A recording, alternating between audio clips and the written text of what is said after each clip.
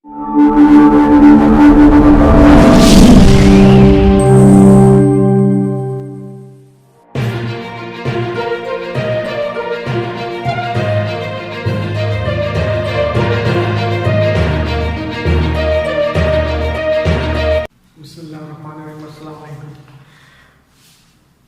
Lecture चल रहा है 2.5 एक्सरसाइज।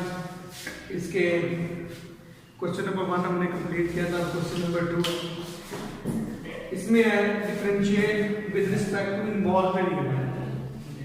आप इसका डेरिवेटिव लेना है with respect to involve variable का मतलब है कि क्वेश्चन के पार्ट्स हैं, 4 पार्ट्स हैं इसके। तो जो वेरिएबल इन्वॉल्व हो रहा है उसकी रिस्पेक्ट से डेरिवेटिव लेना है। फॉर एग्जांपल ये फर्स्ट पार्ट में x वेरिएबल आ रहा है तो x की रिस्पेक्ट से लेना है, और थर्ड पार्ट में थीटा आ रहा है तो थीटा की रिस्पेक्ट से ले रहे हैं। x या थीटा जो भी है उसकी रिस्पेक्ट से ले रहे हैं। तो जो वेरिएबल आपके क्वेश्चन में इन्वॉल्व है उसकी रिस्पेक्ट से डेरिवेटिव लेना है। इसमें x इन्वॉल्व है तो x की रिस्पेक्ट से लेते हैं। y = x square second 4x differentiate with respect to x। ये आपने लिखा x की रिस्पेक्ट से डेरिवेटिव ले रहे हैं dy/dx। दो वेरिएबल मल्टीप्लाई हो रहे हैं, एक वेरिएबल है अलजेब्रा और एक ट्रिग्नोमेट्री। ये दो मल्टीप्लाई हो रहे हैं, इस पे प्रोडक्ट रूल लगेगा। प्रोडक्ट रूल के मुताबिक फर्स्ट सेम सेकंड का derivative plus second same first का derivative with respect to x। ये सेम सेकंड का डेरिवेटिव होता है सेकंड x tan x। ये आपको पहले भी बताया, फार्मूले को एक्सरसाइज में भी किए क्वेश्चन नंबर 1 में। तो सेकंड 4x का derivative second 4x tan 4x और एंगल का अलग से डेरिवेटिव है। अगर तो एंगल में x है तो फिर तो 1 लिखने की जरूरत नहीं है। अब एंगल में 4x है तो 4x का अलग से डेरिवेटिव लेना है। यानी जब भी ट्रिग्नोमेट्रिक फंक्शन का डेरिवेटिव लें तो पहले तो फार्मूला लगता है, फिर उसके एंगल का डेरिवेटिव आगे आता है। जैसे यहाँ पे सेकंड 4x का derivative second 4x tan 4x और 4x का अलग से डेरिवेटिव प्लस ये सेम x स्क्वायर का डेरिवेटिव 2x, ये पावर रूल की मदद से।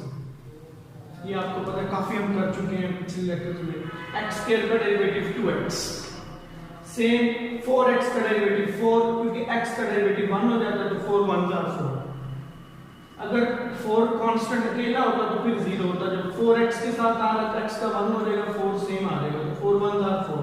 ये सेम इन दोनों रकमों में से 2x सेकंड 4x कॉमन ले लें। 2x सेकंड 4x कॉमन, इधर ये 4 का 2 बच गया, x स्क्वायर का x आ गया, tan 4x आ गया, सेकंड 4x बाहर चला गया, प्लस ये सारा कॉमन चला गया, इसकी जगह पे 1 आ गया। ये आंसर आ गया। तो y = x square second 4x का आंसर है 2x second 4x * 2x tan 4x + 1। इसी तरीके से इसका सेकंड पार्ट है, वो भी x वेरिएबल में, वो इजी। अब ये थर्ड, ये थीटा वेरिएबल में आ गया तो थीटा की रिस्पेक्ट से डेरिवेटिव ले लें। अगर वो ऊपर कह दे कि इसी की रिस्पेक्ट से लेना है, for example differentiate with respect to, तो x की रिस्पेक्ट से लेना है। इसमें अब वो कह रहा है इन्वॉल्व वेरिएबल, तो अगर थीटा इन्वॉल्व हो रहा है तो थीटा की रिस्पेक्ट से लेना है derivative. Differentiate with respect to theta, whole की पावर आ रही है। अगर ये होल पे पावर ना होती तो डेरिवेटिव दोनों अलग अलग, इसके साथ अलग अलग अप्लाई हो जाता है, इसके साथ अलग हो जाता है। लेकिन ये होल पे पावर आ रही है तो पहले पूरा पावर रूल लगेगा। पावर स्टार्ट में फंक्शन सेम, पावर में से एक कम, 2 - 1 विदाउट पावर फंक्शन का डेरिवेटिव। ये अब आपका पूरा फंक्शन है, इसका पावर 2 छोड़ के इसका अलग से डेरिवेटिव है।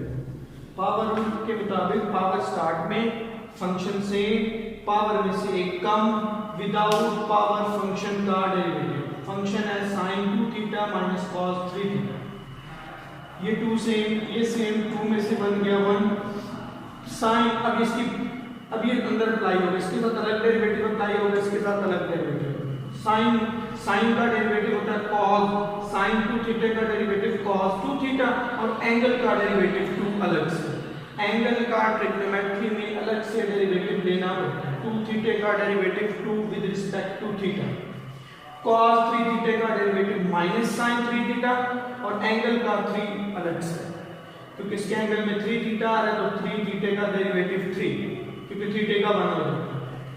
और ये माइनस फार्मूले में है, cos का डेरिवेटिव -sin। ये सेम ये 2 शुरू में लिख लें, माइनस माइनस प्लस, ये 3 शुरू में लिख लें, बस इससे ज़्यादा सिंप्लीफाई नहीं होता, ये इसका आंसर। तो ये था क्वेश्चन नंबर 2, इसके 4 पार्ट्स में से ये 2 पार्ट्स। उसके बाद क्वेश्चन नंबर 8 है, find dy over dx if y equal to x cos y। अब इसके अंदर दो वेरिएबल आ रहे हैं, y भी और x भी।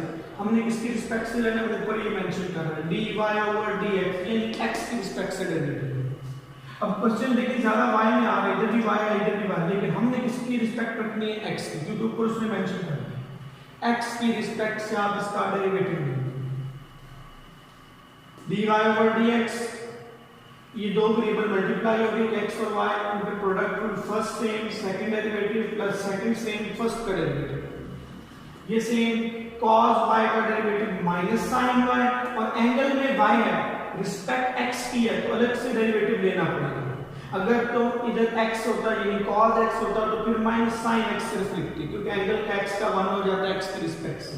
लेकिन अब cos y है, एंगल में y है, रिस्पेक्ट x की है, तो अलग से लिखना पड़ेगा।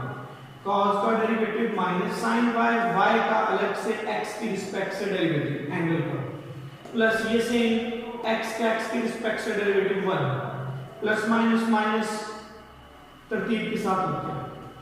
उसके बाद dy over dx वाले एक तरफ कर दें, क्योंकि वो आपने फाइंड करना है। dy ये माइनस वाली रकम है, बराबर इस तरफ लाकर प्लस कर दें, और वो सेम अपनी जगह है। इन दोनों रकमों में से dy over dx कॉमन ले लें, इसकी जगह पे 1 आ गया, plus x sin y, dy over dx तो कॉमन चलेगा, इधर मल्टीप्लाई और उधर डिवाइड हो जाएगा। dy over dx का आंसर है cos y over 1 plus x sin y।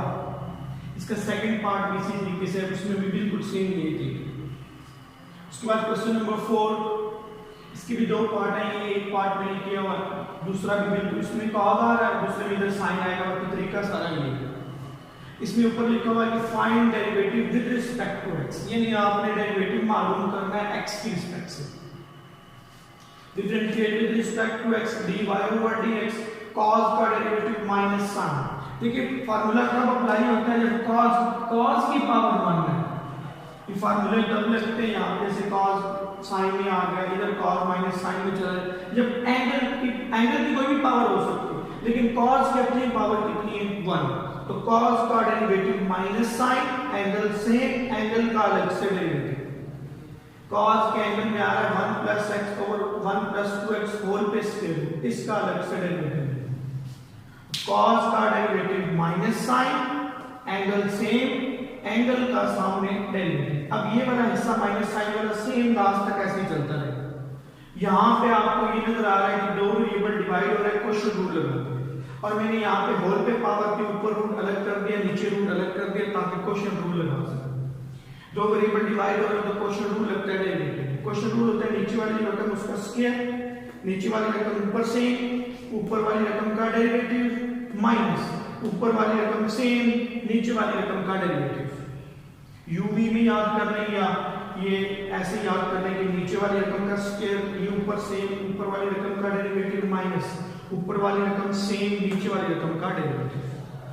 अब ये सेम, इसका डेरिवेटिव होल पे पावर आ रही है स्क्वायर रूट, तो पूरा पावर रूल आप लगाएंगे। पावर स्टार्ट में फंक्शन सेम, पावर में से कम, पावर थी 1/2, 1/2 में से 1 माइनस हुआ -1/2, 1 में से -1, पावर हिस्ट्री की 1/2, उसमें से एक कम करेंगे, इसका आंसर आया -1/2। ये डायरेक्ट लिखा पावर इसकी 1/2, पावर स्टार्ट में फंक्शन सेम, पावर में से कम, विदाउट पावर फंक्शन का डेरिवेटिव, विदाउट पावर फंक्शन है 1 plus x, तो 1 का डेरिवेटिव होगा 0 और x का डेरिवेटिव होगा 1। ये डायरेक्ट पावर रूल पूरा बता। पावर स्टार्ट में फंक्शन सेम, पावर में से कम, विदाउट पावर 1 का डेरिवेटिव 0, x का डेरिवेटिव 1, माइनस ये सेम, इससे भी पूरा पावर होगा। पावर स्टार्ट में फंक्शन सेम, पावर में से एक कम, -1/2, विदाउट पावर फंक्शन का डेरिवेटिव 1 का डेरिवेटिव 0, 2x का डेरिवेटिव 2, क्योंकि x का 1 हो रहा था। पूरा पावर स्टार्ट में फंक्शन सेम, पावर में से एक कम, माइनस एक एक 1/2 में से 1 माइनस किया तो -1/2 विदाउट पावर 1 का 0 2x का 2 और नीचे ये स्क्वायर रूट के साथ कैंसिल तो 1 + 2x हो गया। ये तो सेम है। अब आगे ये ऊपर सेम, ये 2 नीचे, ये -1/2 नीचे लाके पॉजिटिव 1/2 माइनस ये वाला 2 ऊपर 1 + x का स्क्वायर रूट ऊपर, ये 2 नीचे और ये माइनस की पावर नीचे आके प्लस होगा। फ्रैक्शन में लिखा और ये नीचे जो फुल बटा आ रहा था 1 + 2x वो नीचे अलग से लिखा। अब ऊपर दोनों रकमों का एलसीएम लिखेंगे। एलसीएम में 2 और 2 सेम है, एक दफा लिखेंगे। 1 + x का स्क्वायर रूट आ गया, 1 + 2x का स्क्वायर रूट आ गया। अब ये छोटे बटे में 1 2 × 1 + x का स्क्वायर रूट है, बड़े बटे में ये दोनों है तो ये वाली कैंसिल होगी, 1 + 2x ऊपर जाके मल्टीप्लाई होगा। तो छोटे बटे का और बड़े बटे का कंपैरिजन करते हैं, इधर 2 और 1 + x ये कैंसिल हो गया, 1 + 2x जो बच जाए वो ऊपर वाली रकम के साथ मल्टीप्लाई होगा। तो 1 + 2x ऊपर जाके पहले मौजूद है उसका स्क्वायर रूट, तो ये स्क्वायर रूट के साथ कैंसिल। इसी तरीके से ये 2 भी कैंसिल, 1 + 2 का स्क्वायर रूट कैंसिल, ये 1 + x का स्क्वायर रूट ऊपर चले, ये वाली रकम इधर चली जाती है और ये इधर ये एलसीएम की मदद से ये इसके साथ कैंसिल। इसी तरीके से हम 1 + 2x से माइनस इस 2 को अंदर ले, इस 2 को 1 से मल्टीप्लाई किया -2 माइनस प्लस माइनस 2 को x से 2x, यानी आपने 2 को अंदर भी ले गए और इसका साइन भी चेंज किया। ये 2x पॉजिटिव नेगेटिव आपस में कैंसिल, 1 में से -2 गए -1, ये नीचे और इसके बाद ये दूसरा और तीसरा बटा आपस में मिल गया, इसको मिला के लिखा, ये 2 सेम, ये सेम, ये सेम और 1 + 2x तीसरे बटे को दूसरी जगह पे ले, 1 में से 2 गया -1 आ गया, ये नीचे सेम, इन दोनों का बेस सेम, इसकी पावर है 1, इसकी पावर है 1/2 तो पावर इसकी हो जाएगी 3/2, बेस सेम हो तो पावर ऐड हो जाएगी 1.5, 1 ये है, हाफ ये है, तो ये 3/2 यानी 1.5 होगा।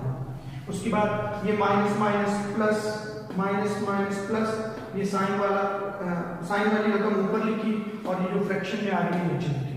बस यही इसका आंसर है।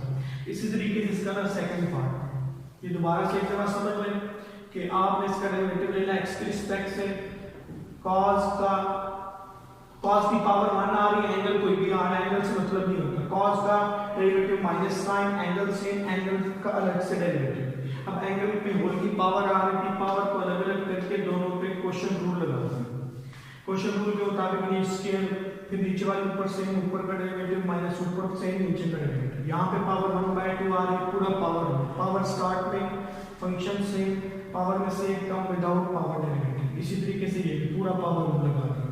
जो पावर नेगेटिव है उसको नीचे लाके पॉजिटिव कर दे, 2 भी नीचे, जो पावर नेगेटिव है उसको नीचे लाके पॉजिटिव कर दे। अब इन दोनों रकमों का एलसीएम लें, क्योंकि दरमियान में माइनस है, एलसीएम लेने से ये इधर चली गई और इधर चली गई, इसका स्क्वायर रूट के साथ कैंसिल, ये सेम, ये 2 को अंदर लेके साइन भी चेंज किया, 2 के साथ कैंसिल, ये तीसरे बटे को दूसरी जगह पे भेज दिया, दोनों का बेस सेम है, पावर इनकी ऐड होगी, 1 में से 2 के -1 माइनस प्लस।